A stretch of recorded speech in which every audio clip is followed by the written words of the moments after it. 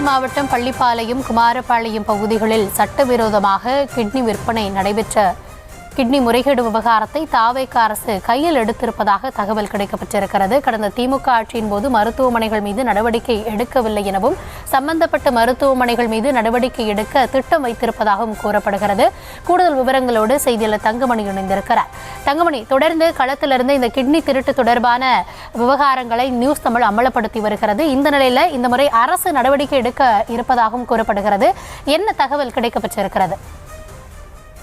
வணக்கம். அதாவது கடந்த ஆட்சியின் பொழுது 2024-25 ஆண்டு காலத்தில் நாமக்கல் மாவட்டம் குமராபாளையம் மற்றும் பள்ளிப்பாளையம் சுற்றுவட்டார பகுதிகளில் விசைத்தறி கூலி தொழிலாளர்களை குறிவைத்து இங்கிருக்கின்ற இடைத்தரகர்கள் அவர்களிடமிருந்து கிட்னி விற்பனை செய்யும் மூலச்செலவு என்பது நடைபெற்றிருக்கின்றது. தொடர்ச்சியாக இந்த சட்டவிரோத கிட்னி விற்பனை விவகாரத்தை நியூஸ் தமிழ் தொலைக்காட்சி பல்வேறு விஷயங்களை கையில் எடுத்து அம்பலப்படுத்தியிருந்தது. தொடர்ந்து அப்போதைய திமுக ஆட்சியில் மதுரை உயர்நீதிமன்றத்தினுடைய உத்தரவின்படி SIT சிறப்பு புலனாய்வு குழு அமைக்கப்பட்டு சுமார் 20க்கும் மேற்பட்ட இந்த இடைத்தரகர்கள் கைது செய்யப்பட்டிருந்தனர். தொடர்ந்து சுமார் 300க்கும் மேற்பட்டோர் இந்த இதுல புகார் தெரிவித்தனர். அதாவது என்னிடமும் கிட்னியை எடுத்திருக்கிறார்கள் என பல்வேறு விஷயங்களை பாதிக்கப்பட்ட நபர்கள் அந்த SIT குழுவினரிடம் தெரிவித்தனர்.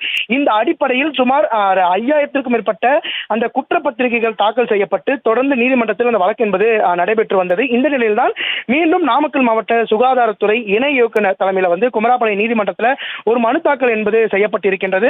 அதுல சம்பந்தப்பட்ட மருத்துவமனைகள் மீது நடவடிக்கை எடுக்க வேண்டும், அதே சமயத்தில் சம்பந்தப்பட்ட மருத்துவர்கள், புரோக்கர்கள் மீது நடவடிக்கை எடுக்கப்பட வேண்டும் என மனு தாக்கல் செய்யப்பட்டிருந்தது. ஆனால் தற்பொழுது புதிதாக பதவியேற்றிருக்கின்ற தமிழக வெற்றி கழகத்தினான தலைமையிலான ஆட்சி தற்பொழுது இந்த சட்டவிரோத கிட்னி விற்பனை விவகாரத்தை தற்போது கையில் எடுத்திருக்கின்றது.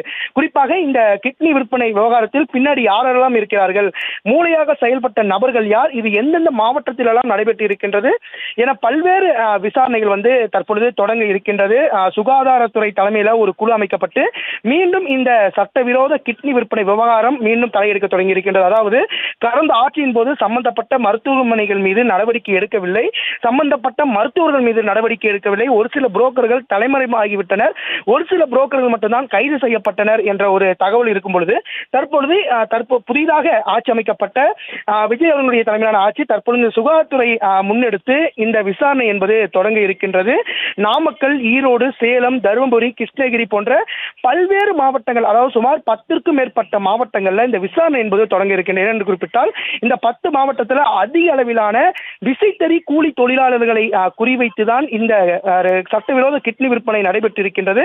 அதற்காக இன்னும் ஒரு சில தினங்கள்ல சுகாதாரத்துறை சார்பில் அந்த விசாரணை என்பது தொடங்க இருக்கின்றது. பாதிக்கப்பட்ட மக்களிடம் நேரடியாக சென்று நீங்கள் எந்த மருத்துவமனையில கிட்னியை விற்பனை செஞ்சீங்க, இதுக்கு தற்போது விவரங்களுக்கு நன்றி தங்கமணி.